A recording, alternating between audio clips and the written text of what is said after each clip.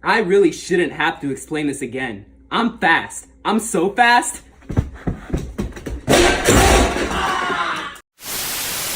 No le es ajeno a nadie que tenga conexión a internet y más en una cuenta en redes sociales como Twitter, lo mucho que ha cambiado la industria del entretenimiento en las últimas 2 décadas. Y es en estos cambios que cada vez se suscita más y más rápido cómo la industria, en un intento de no perder prestigio, popularidad y obviamente dinero, se limitan creativamente a la hora de hacer contenido. Muy lejos estamos de propuestas que genuinamente sean osadas o que generen algún tipo verdadero de discurso disidente o opositorio al discurso moderno, o siquiera pueda competir con los productos hegemónicos de entretenimiento. Ciertamente estamos lejos de propuestas osadas o diferentes como lo fueron en su momento cosas como Manhunt o Bully en los videojuegos, o Ashita no Joe en el anime, o Watchmen y Welcome to Eltonville en los cómics. Esta última serie le quiero dedicar un video propio. Pero bueno, es en los cómics en lo que me quiero centrar en el video de hoy. No es sorpresa para nadie como la industria, al menos lo que es para consumo general, o sea la mainstream, busca apelar a un público más amplio y diverso, y muchas veces recurre a tendencias o discursos populares del momento como forma de catapultar sus productos. Ya sea que estos tengan éxito o sean de calidad siquiera, eso no importa. Lo importante es que al menos generen cierto éxito económico, o sea, sean un éxito rentable para poder seguir produciendo más y más de ese contenido. No dudo que haya por ahí escondidas joyas enterradas y ajenas a lo mainstream, pero son esas cosas de nicho que solo un reducido grupo conoce. Y la verdad, antes que volver a ver cosas como la hija gordótica de Starfire, prefiero que se mantengan escondidas. Pero, en su momento, hubo un cómic que llegó a ser de las series de cómic más populares de su país de origen. En este caso, Argentina, papá. Y lo cierto es que este cómic generó polémica desde el día 1 de su creación. Imagínense que si en esa época era odiado, no se imaginarán ahora. Pero eso no lo detuvo de ser el cómic más popular y vendido de su respectiva década, los 90s. ¡Vamos, Mene! ¡Vamos, Mene! ¡Vamos, Mene! ¡Vamos, Mene! ¡Sí, hijo de puta! Estoy hablando de El Cazador. Si sos argentino, ya de seguro conoces a El Cazador, El Casita o El Caza, como lo llaman también. Y si no lo conoces, déjame que te cuente un poco de este personaje icónico, pese a quien le pese, del cómic en Argentina. Verborrágico, borracho, pendenciero, asesino en masa, machista, rabiar, eterno hincha de Racing, tremendo mufa, y eterno inmortal. El Cazador es un ser demoníaco inmortal que pasó siglos viviendo en la Tierra, pero es más conocido por estar radicado en una iglesia abandonada ubicada en Ciudadela, en el corazón de la zona oeste del Gran Buenos Aires. De naturaleza episódica, El Cazador tiene aventuras de las más variadas, muchas veces con referencias y parodias a morir de la sociedad argentina de la época, y de otros personajes famosos como Wolverine, los X-Men, Ronald McDonald, las Spice Girls, Harry Potter y el mismísimo expresidente Bush. Nadie se salva del bardo gigante que eran las aventuras del Cazador.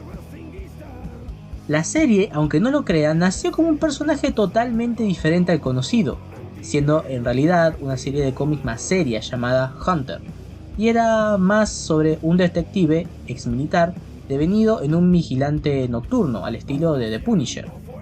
Este cómic salió para un antiguo sim llamado Arkham y después tuvo sus 3 tomos aparte gracias a su popularidad, todo de la mano de su creador Jorge Lucas, quien después del éxito inicial, más que nada underground que le dio Hunter, decidió darle un giro de 180 grados a su personaje, y con un grupo de amigos ilustradores como él, decidió reescribir el cómic original de Hunter, dejando de lado la seriedad de un cómic inspirado mucho en el cómic americano de los 80, hacer una historia más para un público argentino, con referencia a la cultura popular de la época, sátira de otros trabajos, incluso del mismo Cazador, minas en pelotas, sangre y un montón de puteadas.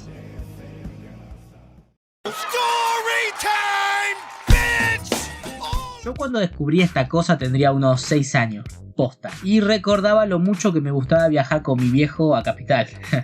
Hoy en día odio ir a la capital, pero en esa época tenías más energía. El asunto es que había cualquier cantidad de puestos de revistas en esa época y mis ojos se movieron a una revista en particular. El número 6 del Cazador. La verdad, me compraba con solo ver la portada y hasta el día de hoy tengo la revista, toda cagada a palo y llena de mierda.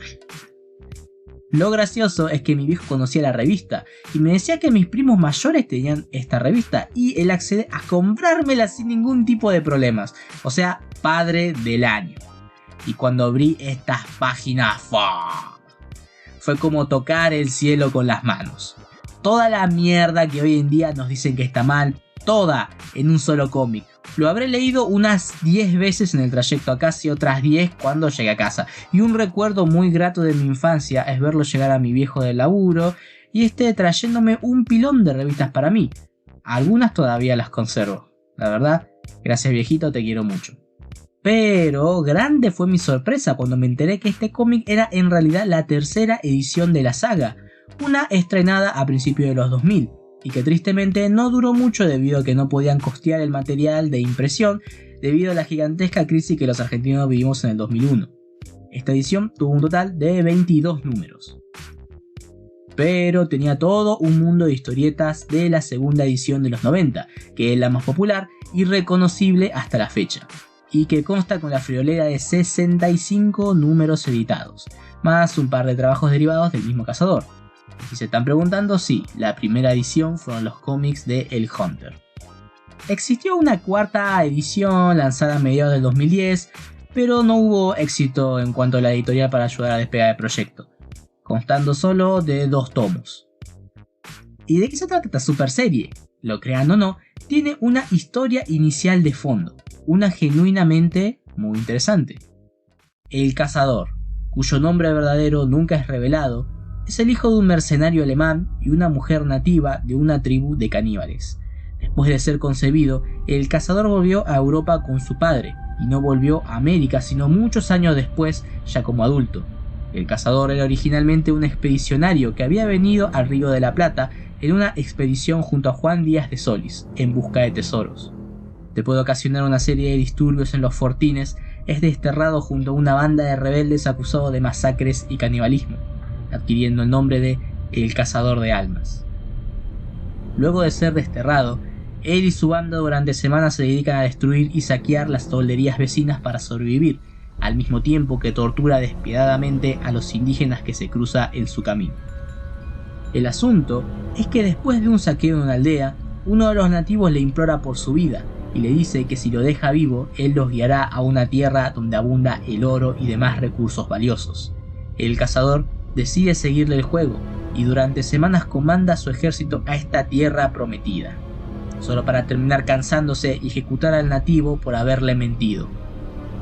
Pero lo que no sabía era que ese nativo había comandado al Cazador una trampa, donde unos brujos poderosos asesinan a todo su ejército y lo aprisionan a él. Todo para condenarlo metiéndole espíritus malignos en su cuerpo, que le dan la facultad de ser prácticamente inmortal.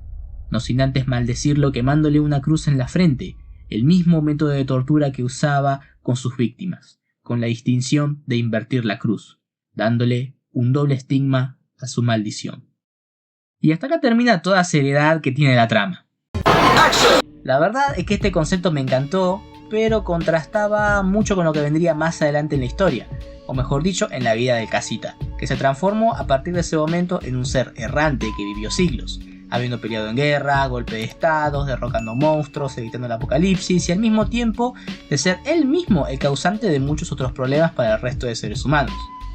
Y como un dato interesante, si bien el personaje nació como una versión diferente en 1989, la de Hunter, sería en 1992 que vería a la luz el Cazador que conocemos, un año antes que cierto famoso personaje con la que comparte ciertas similitudes, Deadpool, siendo ambos personajes inmortales, prácticamente, muy groseros en sus formas y con la capacidad de romper la cuarta pared y parodiar hasta sus propios autores.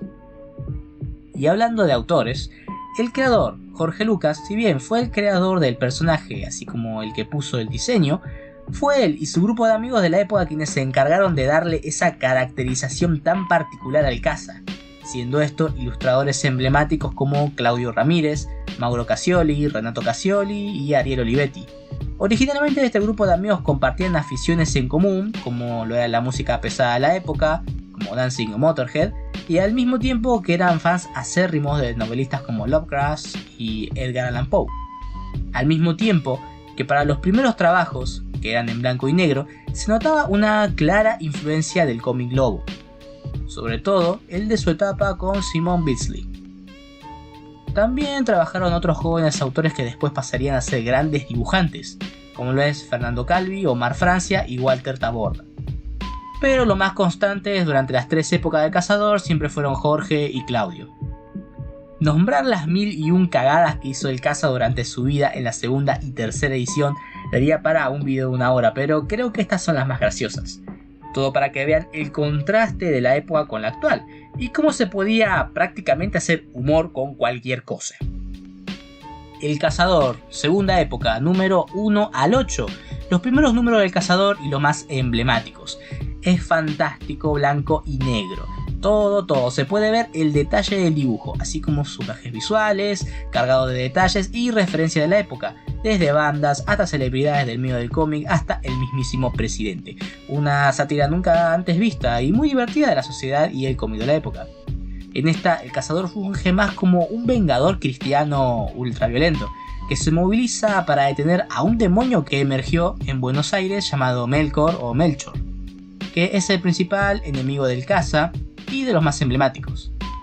También hacen apariciones Paturucito e Isidoro Cañones, uno como un zombie resucitado por el profesor Neurus y el otro un traficante de drogas inescrupuloso. También Super Hijitus y el mismísimo Expresimenen, todo con un alto peinado a lo Wolverine. Se puede ver el enorme talento ilustrativo de cada uno de los involucrados, cada uno dibujando entre 4 y 5 páginas, a veces intercalando dibujos y uniendo ambos estilos, resaltando el trabajo de Olivetti y Cassioli. Cosas como estas serían impensadas de ver hoy en día y bueno, la verdad me trae muy buenos recuerdos leer esto cuando era chico.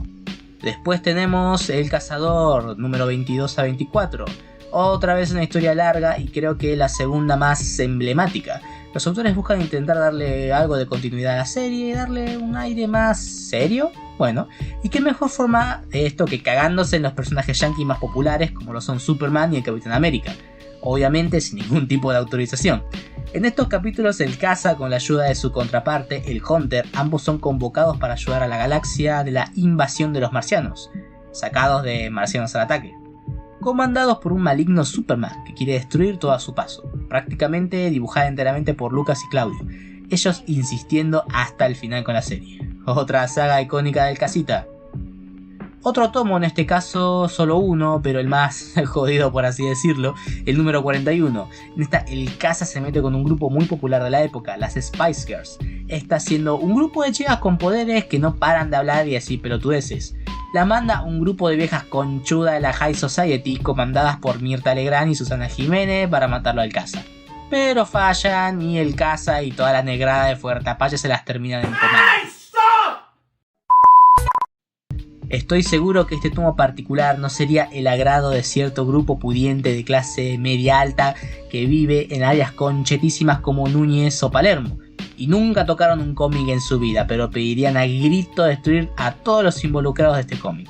Otro número genial, y era de la tercera saga del Caza y mi favorita personal, los números 4 y 5. Ahí vemos al Caza en una Argentina post-apocalíptica, totalmente destruida, y en un escenario corte Mad Max. Y el invitado y compañero del Caza es nada menos que Papo, el Carpo y su mamá. Grandes aliados del Caza que tenían que combatir al líder de una banda de moteros comandada por el expresidente de la Rúa. Y obvio, para el año que salió, 2001 tiene más significado por la crisis que hubo en la época. Todo en estas dos revistas son geniales. Horas que pasé dibujando cada cuadro cuando tenía 7 años, la verdad, ningún desperdicio. También en esa época, y creo que el más bardo de todas las que hizo el Caza, el número 21. Y ya con la portada te das cuenta para dónde va todo esto. Una gran parodia que se caga en toda la sociedad de la época. Desde los sketches de mierda de Marcelo Tinelli, el atentado a las Torres Gemelas y un sinfín de cameos famosos. Desde Bush, Osama, Tinelli, Verónica Barano ni idea quién es, y hasta Harry Potter, y todos víctimas del caza y sus bromas pesadísimas, un descontrol total y obvio, un producto de su época. También hay otras revistas de caza que son geniales y no tienen ningún desperdicio, pero estas son a mi parecer las mejores de su catálogo. Ah, y no les conté que en el 2019 se estrenó la película del cazador, la reputa madre, y es justo como se pensaría que sería una película del caza. Al igual que la serie, es una gran producción de clase B. Y solo como dato y para ir cerrando, indagando para hacer este video me encontré con el canal de Inner Void Arts, donde le hace una entrevista a Claudio y Ramírez. Y acá nos comenta que la idea para llevar al caza a la pantalla data desde la década de los 90, en plena época de oro de la serie. Y que incluso hay archivos de video de escenas grabadas en VHS. Al menos hay un buen par de horas filmadas, pero este material se encuentra enlatado y perdido. Tal vez en el galpón de la casa de Lucas. Y también hubo una idea para una serie de dibujos animados, pero nunca hubo una prueba piloto ni nada. Más bien, solo estuvo la intención, pero no se dio. Pero en lo que concierne al material en VHS, esperemos que tal vez para el futuro podamos ver esta joyita underground de los cómics. Obviamente este personaje, si bien es uno de los personajes de historietas más conocidos y queridos en su país de origen, la verdad es que hoy en día y en los tiempos modernos, y más que nada con la gente joven, el personaje no es muy bien visto y razón no le falta. El cazador no es para todo el mundo, pero me parece injusto no darle su merecido lugar en la historia como un personaje icónico en las historietas, no solo en la Argentina, sino también en Latinoamérica. Y antes de terminar, me gustaría dedicar este video a la memoria del gran dibujante Walter Taborda, un excelente dibujante que trabajó en un montón de cosas, y sobre todo fue un ilustrador grande que siempre creyó en el cazador y tuvo una gran amistad con sus creadores, hasta el final.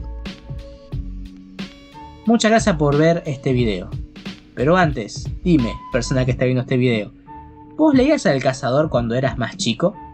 Por favor déjamelo saber en la caja de comentarios porque me ayudas un montón para seguir creciendo con el canal. Sin nada más para decir, nos vemos.